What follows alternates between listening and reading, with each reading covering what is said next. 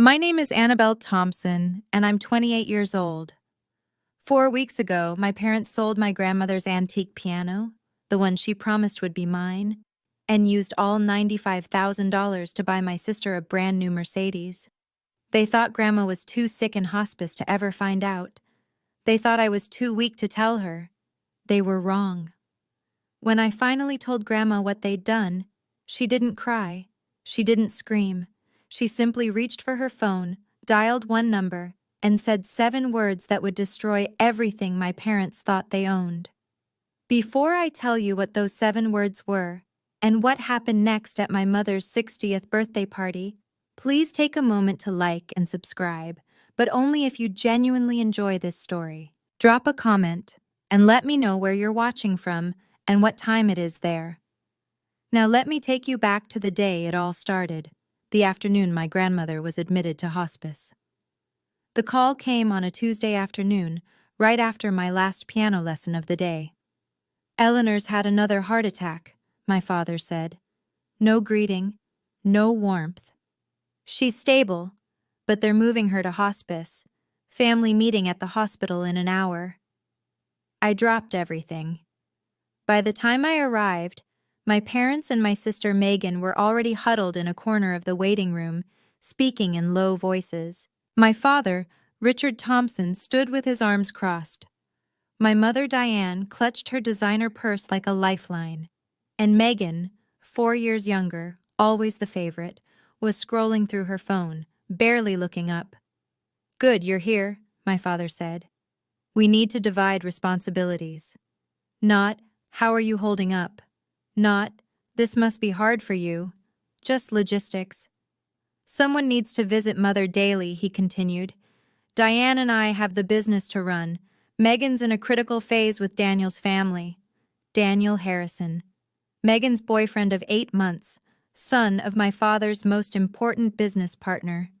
"So, Annabelle," my father looked at me like he was assigning a chore. "You'll handle the visits. Your schedule is flexible. Teachers don't exactly work overtime." I wanted to say that I taught music to 37 children every week, that I ran after-school programs, that my time had value too, but I didn't. "Of course," I said quietly. "I want to be with her anyway." "Perfect." My father was already turning away. "Keep us updated if anything changes." As I walked toward Grandma's room, I heard my mother's voice drift down the hallway, meant for Megan's ears alone. "At least she's useful for something." I kept walking. I didn't turn around. Not because I didn't hear, but because I'd grown so used to this kind of pain that I'd stopped expecting it to be acknowledged. Grandma Eleanor's room smelled like lavender and old books. She insisted on both. "They try to make everything smell like antiseptic," she told me on my first visit. "I refuse. If I'm going to die, I'll die surrounded by things I love." She was 76, sharp as a blade, and dying of congestive heart failure. The doctors gave her weeks, maybe a month or 2 if she was lucky. I visited every day after school. We talked about music, about her years performing across concert halls in the Northeast, about my students who couldn't yet read notes, but already felt rhythm in their bones. One evening, she reached for my hand. Her grip was weaker than I remembered, but her eyes were fierce. "Annabelle, I need you to know something." "Anything, Grandma." "The Steinway." She paused, letting the words settle. "My mother's piano, the one from 1892. I knew it well. I'd learned my first scales on those ivory keys when I was 7 years old. That piano had been the soundtrack of my childhood, the only place in the family where I felt truly seen. "It's yours," she said firmly. "I've already told Richard and Diane. Told them last month, in front of everyone. That piano belongs to you." I remembered that conversation. My father's jaw tightening. My mother exchanging a look with Megan. My sister rolling her eyes and muttering something about sentimental junk. "Grandma, you don't have to." "I want to." She squeezed my hand. "You're the only one who understands what it means. Promise me you'll take care of it." "I promise." She smiled then, a knowing smile that seemed to hold secrets I couldn't yet see. There are some things more valuable than money, child, and some people who need to learn that lesson the hard way. 2 weeks later, everything changed. Grandma had asked me to bring some old photographs from her house, pictures of her performing days, images she wanted to see one last time. I still had a key, so I drove over after school on a rainy Thursday afternoon. The house was quiet, too quiet. I walked through the foyer, past the dining room, and into the living room where the Steinway had stood for 30 years. The space was empty. I stopped breathing. Where the piano should have been, there was nothing but a rectangular indent in the carpet, a ghost of something that had lived there for decades, now violently removed. My hands were shaking as I pulled out my phone. "Mom," my voice cracked. "Where's Grandma's piano?" A pause. Then my mother's voice, casual and dismissive. "Your father handled it. Adult matters, Anna. You don't need to worry about it." "Handled it how? Where is it?" I said, "Don't worry about it." "Mom." Click. She hung up on me. I stood in that empty living room for what felt like hours, staring at the indent in the carpet. The rain pattered against the windows. Somewhere in the distance, thunder rolled. I drove to my parents' house that evening. My father answered the door with a glass of scotch in his hand, looking annoyed at the interruption. "The piano," I said. "What did you do?" He didn't even flinch. "Sold it. Got 95,000 for it. Good price." The world tilted. "You sold it? Grandma said it was mine." "Grandma's dying, Anna." He took a sip of his drink. "She doesn't need a piano, and neither do you." Behind him, I heard the jingle of car keys. Megan appeared in the hallway, grinning. New keys. For a new car. "You bought her a car." My voice was flat. "With Grandma's piano." My father shrugged like I'd asked about the weather. "Mercedes-Benz. Megan needs to make the right impression on the Harrisons. Daniel's family is particular about appearances." "That piano was supposed to be mine." "And what would you do with it?" My mother appeared behind my father, arms crossed. "You teach children's music classes, Anna. You don't perform. You don't have the space. Megan needed that money for her future." Her future. I repeated the words, tasting their bitterness. Megan sauntered into the foyer, swinging her new keys like a trophy. "Don't be jealous, Anna. It's not a good look." She smiled, all teeth. "Maybe if you'd picked a better career, you could afford nice things too." I looked at my parents, at my sister, at the life they'd built where I was always the afterthought, always the one whose needs came last. "Does Grandma know?" Silence. "Does she know you sold her piano?" My mother's face hardened. "She's in hospice, Annabelle. She's on morphine half the time. She doesn't need to know anything that might upset her." "You mean you don't want her to know?" "I mean—" My mother stepped closer, her voice dropping to something cold and threatening. "That if you tell her, and it causes her stress, and something happens, that will be on you. Do you want to be responsible for killing your grandmother?"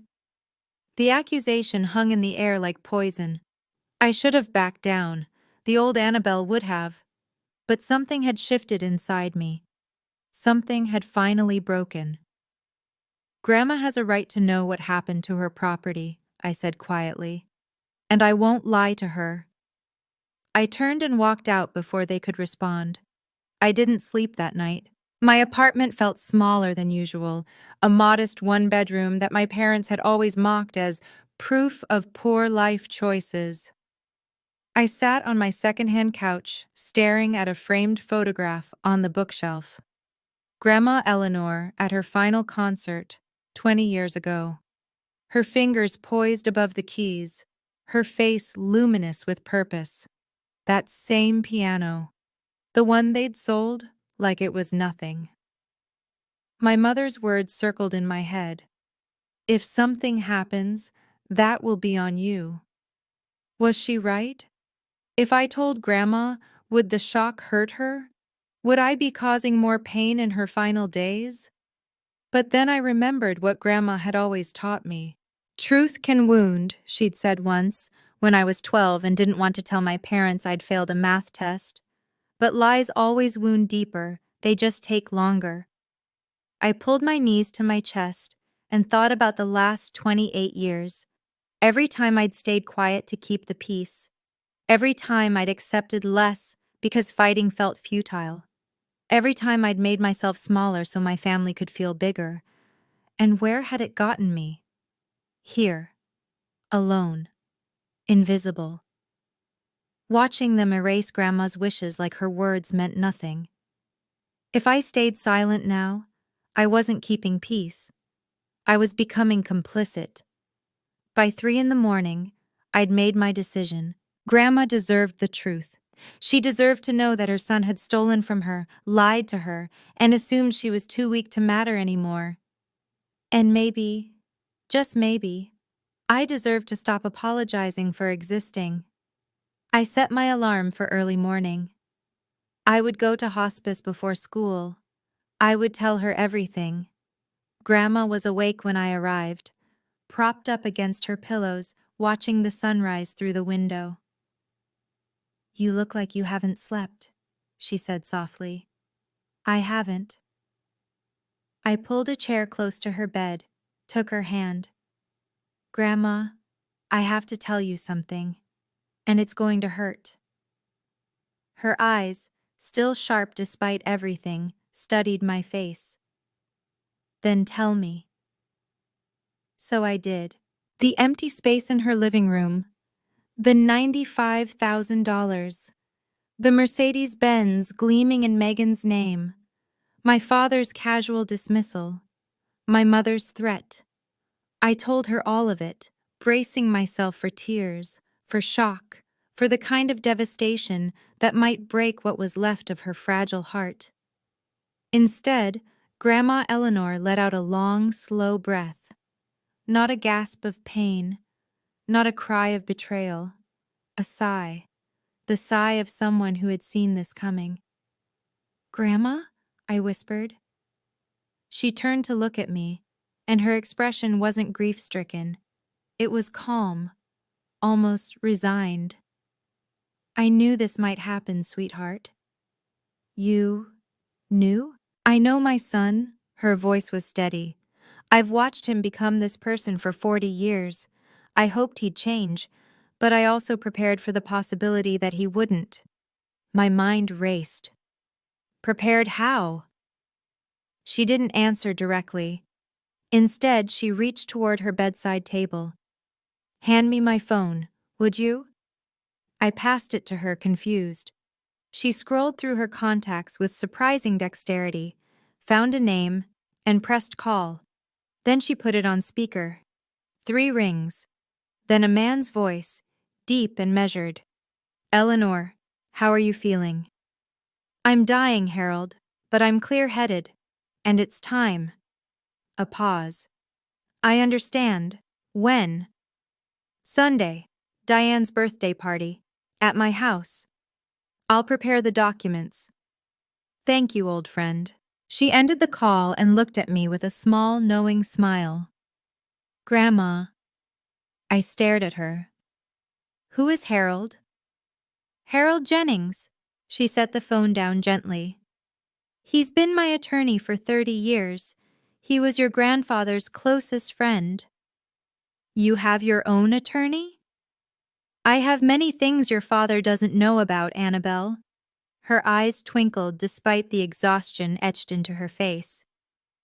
"Richard assumes he understands everything about my affairs. He's always assumed that. It's his greatest weakness." I felt like I was standing at the edge of something vast, looking down into depths I couldn't see. "What's happening on Sunday? At Mom's birthday party?" "Justice." Grandma squeezed my hand. "Delayed, perhaps, but justice nonetheless. I don't understand."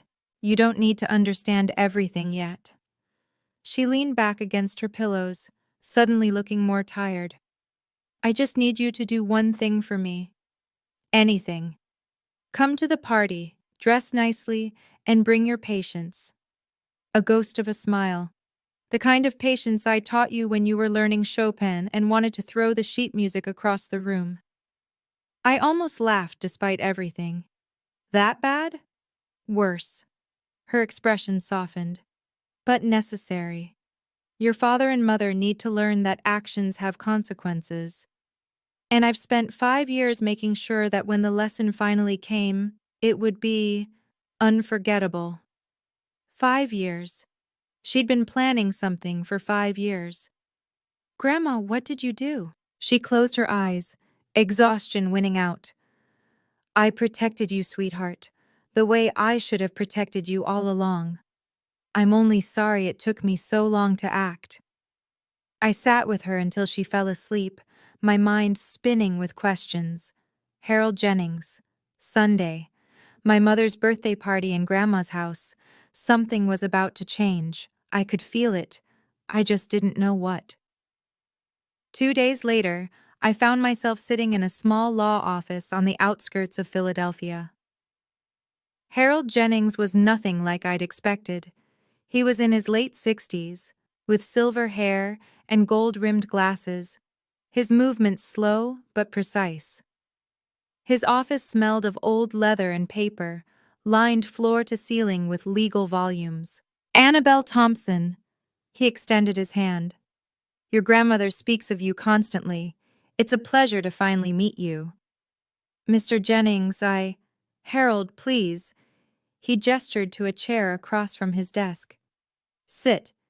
Your grandmother asked me to explain a few things before Sunday. I sat. My hands were trembling slightly. Your grandmother is a remarkable woman, Harold began. She's also far more astute than her children give her credit for. She's been observing and planning. Planning what exactly? He folded his hands on the desk. Tell me, Annabelle, do you know who owns the house your parents live in? They do. Grandma gave it to them when Grandpa died. Harold's expression didn't change. Is that what they told you? It's what everyone says. Everyone's wrong. He pulled a folder from his desk drawer and slid it across to me. Your grandmother allowed Richard and Diane to live in that house rent-free, but she never transferred ownership. Not legally, not ever. I stared at the document in front of me. The property deed. Eleanor Whitmore's name, clear as day, no transfer, no amendment. They've been living in her house for 10 years, I said slowly, thinking it was theirs. Precisely. My head was spinning. But why would Grandma let them believe? Because she was watching Annabelle. Harold leaned forward, watching to see if her son would prove her fears wrong. Unfortunately, he did exactly what she expected.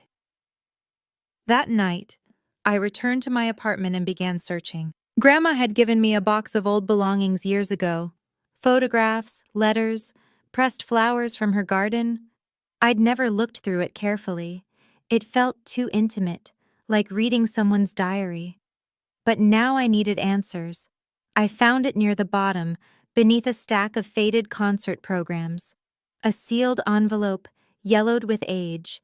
My name, written in Grandma's elegant script. And beneath it, 6 words, for Annabelle, when you need to understand. My fingers trembled as I opened it. Inside was a single photograph, a copy of a legal document. The header was partially obscured, but I could see Grandma's signature at the bottom, dated 5 years ago. And in her handwriting, a note clipped to the corner. The house never left my hands, sweetheart. It was only borrowed, and some borrowers don't deserve the privilege. I read it 3 times. Then I understood. Sunday's party was being held at Grandma's house, the same house my parents treated as their own, where they'd hosted dinner parties and holiday gatherings, where they'd sold the piano that sat in the living room like it belonged to them. But it didn't belong to them. It never had. My father had built his entire sense of status on a foundation that didn't exist. I thought about all the times he'd lectured me about real assets and smart investments.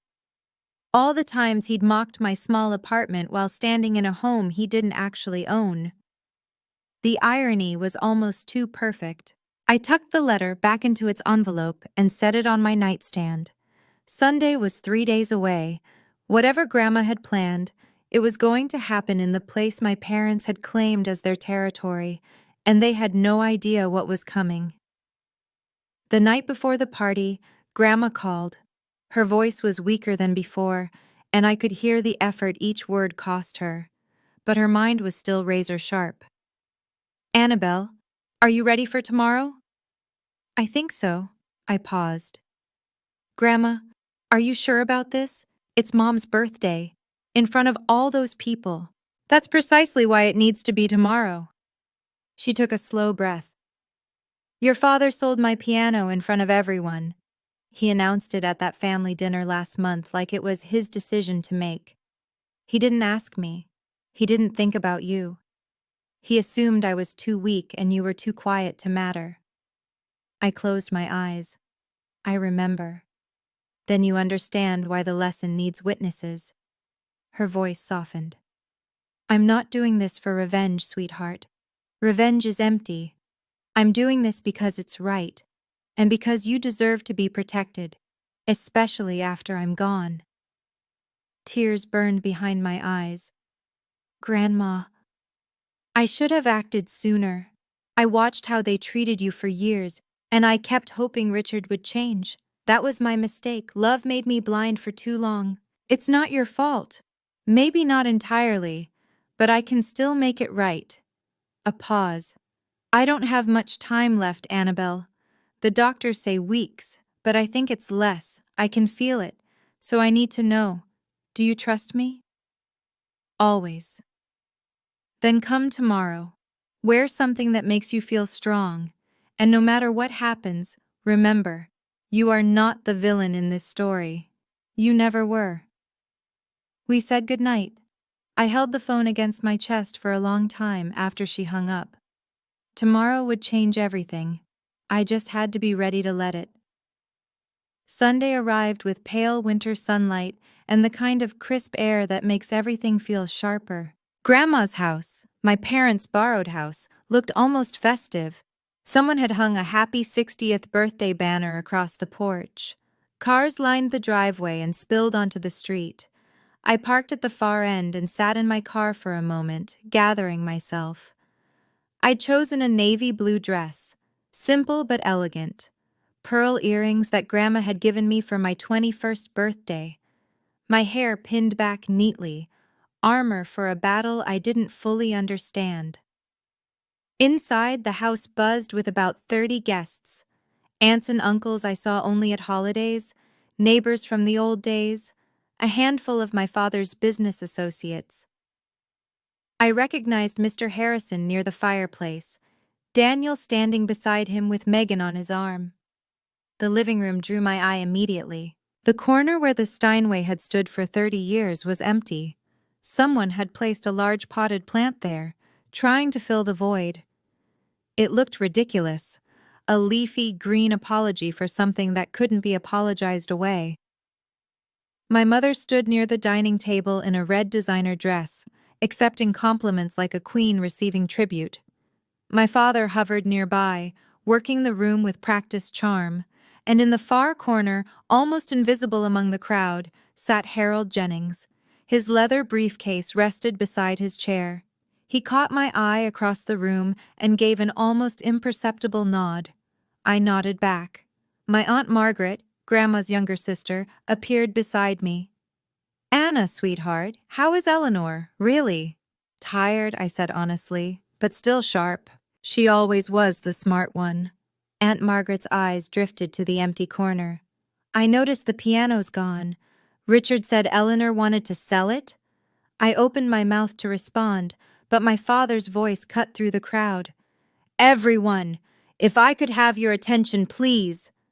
My father stood in the center of the living room, crystal glass raised, commanding the space like he owned it, which I now knew he didn't. Today we celebrate 60 wonderful years of Diane Thompson. Applause. My mother beamed. And I also want to take a moment to share some exciting family news. My stomach dropped. As some of you know, our daughter Megan has been seeing Daniel Harrison, son of my dear friend and partner, James. He gestured toward Daniel, who smiled politely. And to celebrate her bright future, we have a special surprise. He led the entire party outside, where a gleaming silver Mercedes-Benz sat in the driveway, a red bow perched on its hood. "A gift," my father announced proudly, "made possible by Grandma Eleanor's generosity. She sold her antique piano to invest in her granddaughter's future." Megan squealed, threw her arms around my father, and posed for photos beside the car. I stood frozen on the porch. He was doing it again, rewriting the story, making himself the hero while erasing Grandma's wishes entirely. A woman I didn't recognize leaned toward her husband. "Wasn't that piano supposed to go to the other granddaughter? The music teacher?" Her husband shrugged. "Guess plans changed." Aunt Margaret appeared beside me, her face pale. "Anna, did Eleanor really agree to this?" Before I could answer, Megan spotted me and called out, her voice dripping with false sweetness. "Anna, come take a picture. Don't be jealous. I'm sure Grandma will leave you something too. Maybe her collection of old sheet music?" Scattered laughter from the crowd. My hands were shaking. My vision blurred with tears I refused to let fall. And then, behind me, I heard the click of a briefcase opening. Everyone began filing back inside, but Aunt Margaret blocked my father's path. "Richard," her voice was steady, but I could see her hands trembling. "I need to ask you something." My father's smile didn't waver. "Can it wait, Margaret? We're in the middle of— Did you ask Eleanor before you sold that piano?" The question landed like a stone in still water. Conversations nearby stuttered to a halt. "Mother is in hospice," my father said smoothly. "She's not in a condition to make these kinds of decisions. We did what was best for— I spoke with her this morning." Aunt Margaret's voice grew stronger. "She's clear-headed, Richard, completely lucid. And she told me you never asked her permission. You never even told her." More people were listening now. I saw Mr. Harrison frown, saw Daniel shift uncomfortably. My mother pushed forward, face flushed. "Margaret, this is my birthday. Let's not make a scene." "A scene?" Aunt Margaret laughed, but there was no humor in it. "Diane, your husband sold Eleanor's most precious possession without her knowledge and used the money for a car. If anyone's making a scene, it's not me." The room had gone quiet. 30 pairs of eyes ping-ponged between my aunt and my parents. My father's composure cracked, just slightly. "This is a family matter. It doesn't need to be discussed in public." "Actually," a new voice said from behind us, "I think public is exactly where it needs to be discussed." I turned. Harold Jennings was standing now, his briefcase open, a folder of documents in his hand. He walked toward the center of the room with the calm authority of a man who had done this 1,000 times. "Good afternoon, everyone. My name is Harold Jennings. I'm Eleanor Whitmore's attorney." My father's face went white. The silence was suffocating. Harold positioned himself near the empty corner where the piano used to stand, a choice that felt deliberate. "I apologize for interrupting the celebration," he said, his voice carrying easily across the room. "But Eleanor Whitmore has asked me to address some urgent matters regarding her estate. Given the circumstances, she felt it was important that her family, and those close to them, hear this directly." My father found his voice first. "My mother has an attorney? Since when?" "Since 30 years ago, Richard." Harold's tone was polite but cutting. "I also represented your father. You would know this if you'd ever bothered to ask." Muffled gasps. Someone in the back whispered, "Oh my God. This is outrageous." My mother stepped forward. "Eleanor is dying. She's not in her right mind. Whatever papers you have—" "Mrs. Thompson." Harold raised a hand, silencing her. I visited Eleanor this morning. Her nurse Carol can confirm she is fully competent and lucid. She dictated specific instructions for today's meeting. He opened the folder and removed a document. Now I understand there's been some confusion about property ownership. So let me clarify. He held up the paper. This is the deed to the house we are currently standing in. I watched my father's face drain of color. Notice the name on the deed. Eleanor Whitmore, not Richard Thompson, not Diane Thompson. Harold paused, letting the words sink in. This house has never been transferred. It was never gifted. Your parents have been living here rent-free for 10 years at Eleanor's generosity. Nothing more. The room erupted in whispers. My father grabbed the edge of a chair, steadying himself. Megan stared at her father, confusion and panic warring on her face. And Harold Jennings wasn't done. That, he said quietly, is just the beginning. If you're still here, I'm guessing you're holding your breath the same way I was in that moment. Before I tell you what Harold revealed next, I want to ask you something. Who do you think actually owns that house? My parents. Because surely Grandma must have transferred it at some point. B. Grandma, because there's been a secret all along. Me, because the biggest twist is yet to come. Drop your answer in the comments. Then keep watching to find out. My father's voice cracked. This is impossible. Mother said the house was ours. She promised. She promised you could live here. Harold set the deed on the dining table where everyone could see it. She never promised ownership. There's a significant legal difference, Mr. Thompson. I watched the realization spread through the room like wildfire. Mr. Harrison took a small step back from my father. One of the neighbors exchanged a knowing glance with her husband. For 10 years, Harold continued, you've enjoyed this property without paying rent, utilities, or property taxes, all covered by Eleanor's accounts. You've treated it as your own. You've even made modifications without permission. He glanced at the modern light fixtures my mother had installed last year. Legally, you are tenants at will, and the property owner has the right to terminate that arrangement at any time. You can't be serious. My mother's voice was shrill. We've lived here for a decade. We've invested in this house. Invested without authorization. Harold's expression didn't change. Any improvements you've made without written consent belong to the property owner, Eleanor Whitmore. Megan grabbed Daniel's arm. This is insane. Dad, tell them this is some kind of joke. My father couldn't speak. He was staring at the deed like it was a death warrant. I should also mention, Harold added, almost casually, that Pennsylvania law takes property fraud quite seriously. Representing someone else's property as your own, particularly in business contexts, can have significant legal consequences. I saw Mr. Harrison's expression shift from confusion to cold calculation. He was looking at my father differently now, not as a partner, but as a liability. The empire my father had built on borrowed prestige was crumbling before our eyes, and Harold still had more documents in his folder.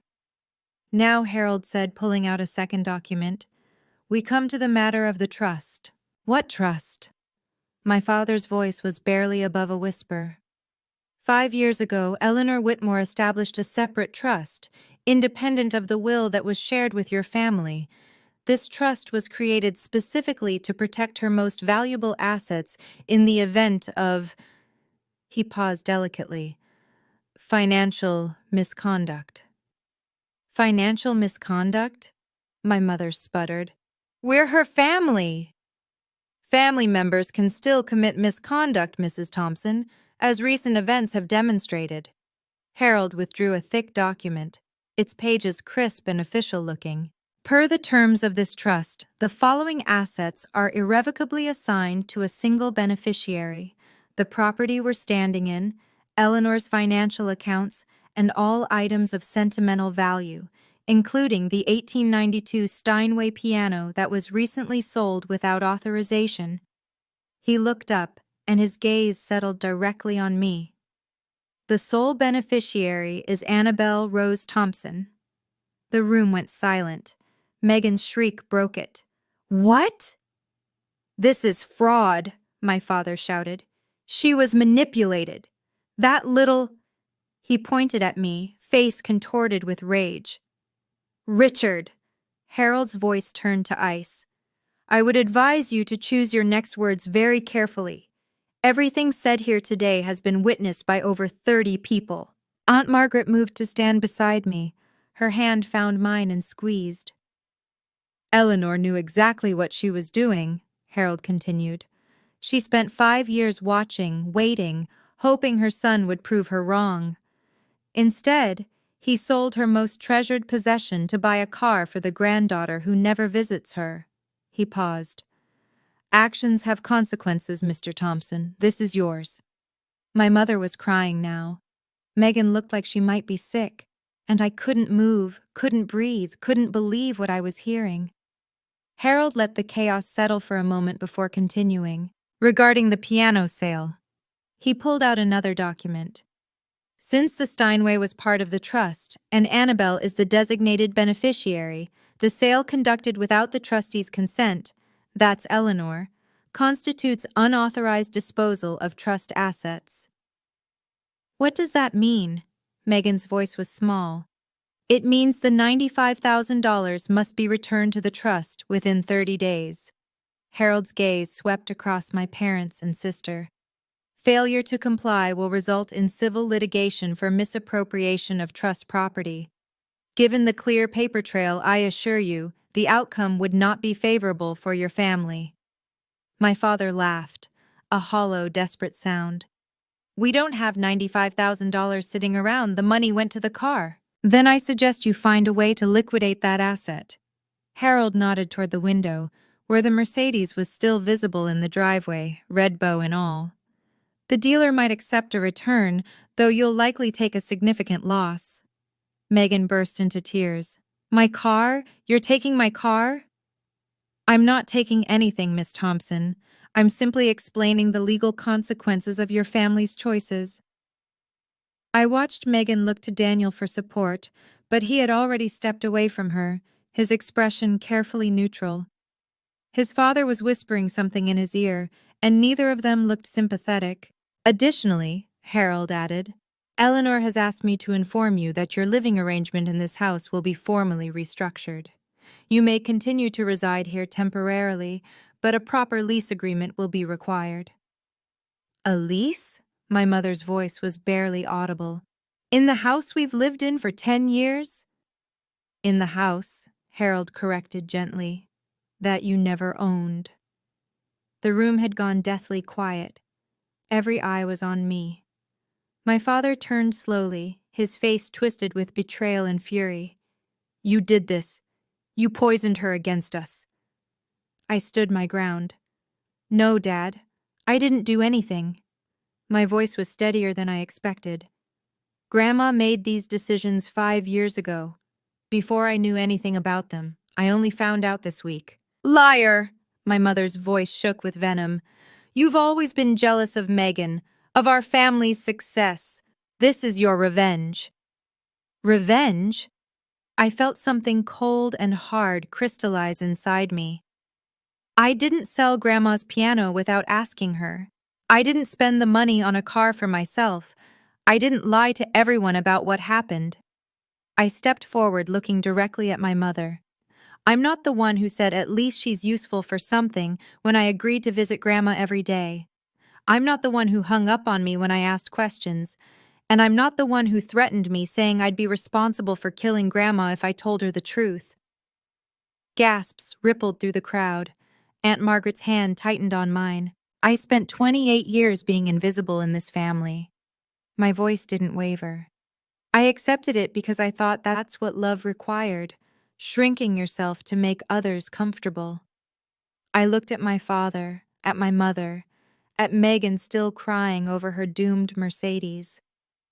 But Grandma taught me something different. She taught me that loving yourself means standing up for what's right, even when it costs you everything. I took a breath. So here's what I want you to understand. I'm not apologizing anymore. I'm not staying silent anymore. And I'm done pretending everything is fine when it isn't. The room was absolutely still. After the crowd began to disperse, slowly, awkwardly, with whispered goodbyes and avoided eye contact, Harold pulled me aside. Annabelle, we need to discuss next steps. I nodded, still feeling surreal, like I was watching myself from outside my body. Legally, you have several options. He spoke quietly so only I could hear. You could demand immediate eviction. Given the circumstances, your grandmother would support whatever you decide. I looked across the room at my parents. My father had collapsed into a chair, head in his hands. My mother stood frozen by the window, mascara streaked down her face. Megan had disappeared, probably outside, mourning her Mercedes. They looked broken. Part of me, a small, wounded part, wanted to twist the knife, to make them feel every ounce of the pain they'd caused me over 28 years. But that wasn't who I wanted to be. I don't want to throw them out, I said slowly. Not immediately. Harold raised an eyebrow. Are you certain? Yes. I took a breath. Here's what I want. The 95,000 gets returned within 90 days, not 30. I'll give them time to sell the car and figure things out. They can stay in the house with a formal lease agreement at a minimal rent. After Grandma, I swallowed hard. After she passes, they'll have 12 months to find somewhere else to live. That's remarkably generous, given everything. Maybe. I met his eyes. But I'm not doing this to punish them. I'm doing it because it's right, and because I refuse to become the kind of person they are. Harold studied me for a long moment. Then he nodded, a hint of respect in his expression. Your grandmother said you'd respond this way? She's very proud of you, Annabelle. I know. My voice cracked. I know she is. The agreement was drafted right there on the dining room table, witnessed by Aunt Margaret and two of the remaining guests. My father signed without looking at me. My mother's hand shook so badly she could barely hold the pen. Neither of them said a word. By the time the last signature was in place, the house had emptied. Mr. Harrison and Daniel had left without saying goodbye. I later learned Daniel had driven away while Megan was still outside crying. The birthday cake sat untouched. The banner drooped sadly over the front porch. Aunt Margaret hugged me tight before leaving. You did the right thing, sweetheart. Eleanor would be so proud. She is proud, I said softly. I talked to her this morning. As if on cue, my phone buzzed. A video call request from Grandma's hospice number. I answered, walking to the empty corner of the living room where the piano used to be. Her face appeared on screen, pale but peaceful. Nurse Carol was visible in the background, smiling. My brave girl. Grandma's voice was weak but warm. How do you feel? Terrified, I admitted, and relieved, and sad, all at once. That's how courage feels, sweetheart. It's never comfortable. I didn't throw them out. I gave them time. I know. Harold texted me. Her eyes glistened. You're a better person than they deserve, Annabelle. But that's why I chose you. I pressed my hand against the screen, wishing I could hold her hand instead. Thank you, Grandma, for everything, for protecting me. Don't thank me. She smiled, but it was tinged with sorrow. Just live well, play music, be happy. That's how you thank me. I will.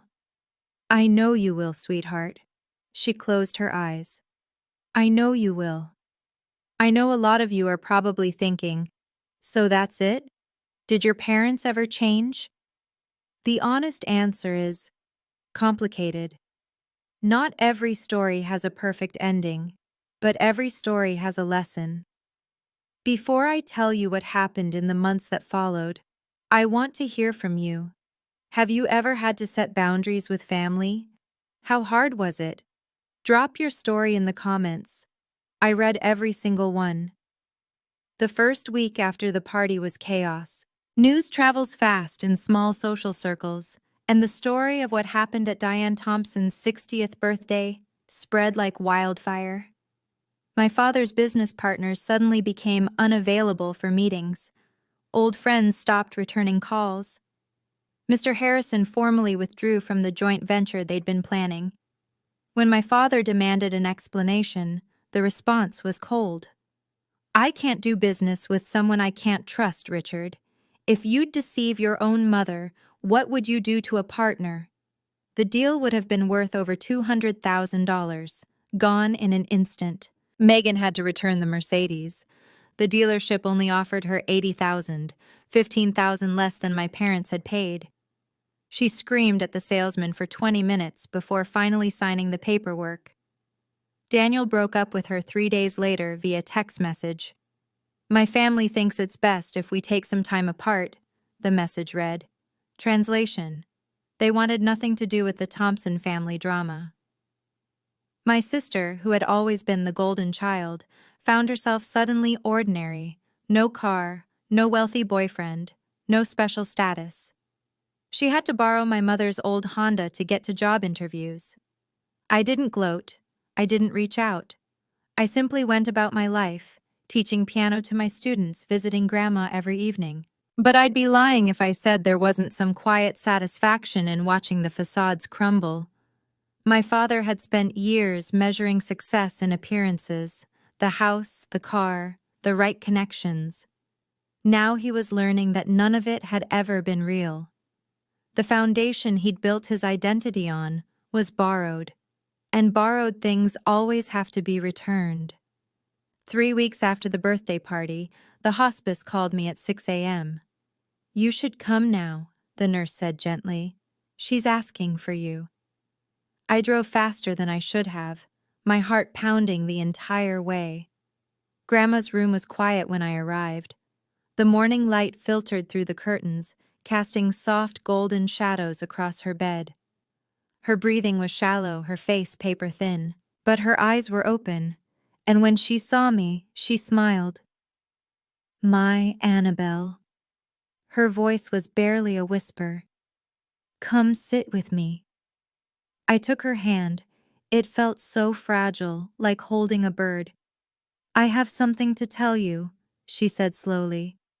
Something I should have said years ago. What is it, Grandma? I'm sorry. I blinked. Sorry? For what? For not acting sooner. A tear slipped down her cheek. I watched how they treated you, year after year. I kept hoping Richard would change, that Diane would see your value. I made excuses because I didn't want to believe my own son could be so...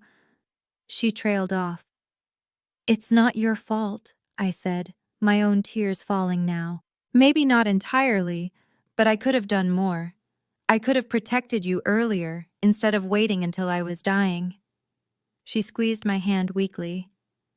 I'm sorry, sweetheart. You deserved better. You gave me everything that mattered, I said fiercely. Music, love, the knowledge that I was worth something. That's more than they ever gave me. She smiled, and for a moment she looked like the grandmother I remembered from childhood, strong, radiant, full of life. I'm so proud of you, Annabelle. You have a good heart, but you finally learned to guard it. You taught me that. Then I did something right. Her eyes fluttered closed. I'm tired now, sweetheart. Stay with me? Always. Grandma Eleanor passed away that evening, peacefully, with my hand in hers. The funeral was held 5 days later at the small church she'd attended for 50 years. Per her wishes, it was simple. No elaborate flowers, no ostentatious displays. Just music, memories, and the people who truly loved her. I played the piano during the service. Not the Steinway, that was gone, but a modest upright that the church had owned for decades. I played Chopin's Nocturne in E-flat major, the first piece Grandma ever taught me. The church was half full. Aunt Margaret sat in the front row, tissues clutched in her hand. Grandma's friends from her performing days filled several pews. White-haired women who remembered when Eleanor Whitmore had been a name that meant something in the classical music world. My parents sat in the back. They didn't approach me before the service, or during, or after. My mother wore dark sunglasses that hid her eyes. My father stared straight ahead like a man attending his own sentencing. Megan wasn't there at all. Too emotionally fragile, my mother explained to someone who asked. I delivered the eulogy. I spoke about Grandma's music, her wisdom, her quiet strength. I spoke about how she'd taught me that love wasn't about grand gestures. It was about showing up, day after day, and choosing to see someone for who they really were. I didn't mention the drama. The funeral wasn't the place. After the service, my father started walking toward me. I saw him hesitate, take a step, then stop when my mother grabbed his arm and pulled him away. He never made it across the room. Maybe he wanted to apologize, maybe not, I'll never know. But I'd already made peace with the fact that some apologies never come. And some aren't needed anymore. 6 months later, I moved into Grandma's house. It felt strange at first, walking through rooms filled with her presence, sleeping in the guest bedroom I'd known since childhood. But slowly, it began to feel like home. I used part of the returned money to buy a new piano. Not a Steinway, those cost far more than $95,000. But a beautiful Yamaha Grand that filled the corner where Grandma's piano had once stood. Different, but meaningful in its own way. A new beginning. I started teaching private lessons on weekends. My first student was Aunt Margaret's granddaughter, Sophie, 8 years old, bright-eyed, with the same impatient energy I'd had at her age. When she played her first complete scale, I cried. My parents moved out 2 months after Grandma's death.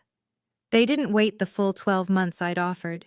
They said they couldn't live somewhere with so many painful memories. I think they just couldn't stand the reminder of what they'd lost. They bought a small condo across town. My father's business was struggling, scaled down to half its former size. My mother joined a different social club, one where people didn't know the family's history. We didn't speak, not out of anger exactly, just distance. Some gaps are too wide to bridge. But I wasn't bitter. Bitterness is exhausting, and I had a life to build. In the evenings, I'd sit at the piano and play until the stars came out. Sometimes Chopin, sometimes Bach, sometimes just improvised melodies that went nowhere and everywhere. Grandma's presence lingered in those moments, in the smell of lavender from the garden she'd planted, in the creak of the old floorboards, in the way the light fell through the windows at sunset. She was gone, but she was everywhere, and I was finally free. 8 months after the funeral, my phone rang. Megan. I stared at the screen for 3 rings before answering. Anna? Her voice sounded different, smaller, less certain. Megan. Silence stretched between us, 28 years of sisterhood reduced to awkward pauses. I'm not calling to ask for anything, she said finally. I wanted to say something. Okay. I've been thinking a lot. About everything that happened. About how I acted. She took a shaky breath. I was so angry at first. At you, at Grandma, at everyone. I thought you'd stolen something from me. And now? Now? Another pause. Now I'm working at a marketing firm, entry level. I ride the bus because I can't afford a car, and I've started going to therapy. I didn't respond. I just listened. My therapist says I have a lot of unpacking to do. About Mom and Dad, about how I was raised, about why I thought I deserved everything without earning it. She laughed, but it was hollow. Turns out, being the favorite isn't actually a gift. It's a trap. I'm glad you're working through it, I said carefully. I'm not asking you to forgive me. Her voice cracked. I don't deserve that. I just wanted you to know that I understand now. Why you did what you did. Why Grandma did what she did. Grandma loved you too, Megan. She just couldn't reward behavior that hurt other people. I know. A sniffle. I know that now. We sat in silence for a moment. If you ever want to talk, I said slowly, I'm willing to listen. But trust takes time to rebuild. I understand. Good. We hung up without saying goodbye, not out of coldness, but because neither of us knew how. Some doors, once closed, open slowly. But they can still open. It's spring now, a full year since Grandma entered hospice. Tonight, I sit at my piano as the sun sets over the garden. The windows are open, and a warm breeze carries the scent of jasmine and freshly cut grass. I play Grandma's favorite nocturne, the one she performed at her final concert 20 years ago. The notes drift through the empty house, filling the silence with something softer. I think about everything that's happened. The betrayal, the reveal, the boundaries I never thought I'd have the courage to set. I think about Grandma, her strength, her patience, her quiet determination to protect me, even when I didn't know I needed protecting. I think about my parents, in their small condo, rebuilding a life that will never be quite what they imagined. About Megan, riding the bus, learning for the first time what it means to earn something. I don't hate them. Hate takes too much energy, but I don't need them anymore either. And that's a kind of freedom I never expected to find. The nocturne ends. The final notes hang in the air, then fade into the evening quiet. I look at Grandma's photograph on the piano, her at 60, radiant, fingers poised over the keys of the Steinway I'll never play again. I'm doing okay, Grandma, I whisper. I'm more than okay. Somewhere, I like to think she hears me. I close the piano lid, stand, and walk to the window. The stars are just beginning to emerge, pinpricks of light in the darkening sky. I don't have the original piano. I don't have the family I thought I had. But I have something better. I have myself. I have boundaries. I have a life I built on truth instead of silence. And that's the real inheritance Grandma left me. And that's my story. Thank you for staying until the end. If this resonated with you, if you've ever had to stand up for yourself in a family that made you feel invisible, I want you to know, you're not alone. Setting boundaries isn't selfish. It's how you honor your own worth. Hit like if this story meant something to you. Subscribe if you want more stories like this. And check the description for more videos I think you'll love. Take care of yourselves, and remember, you deserve to be seen.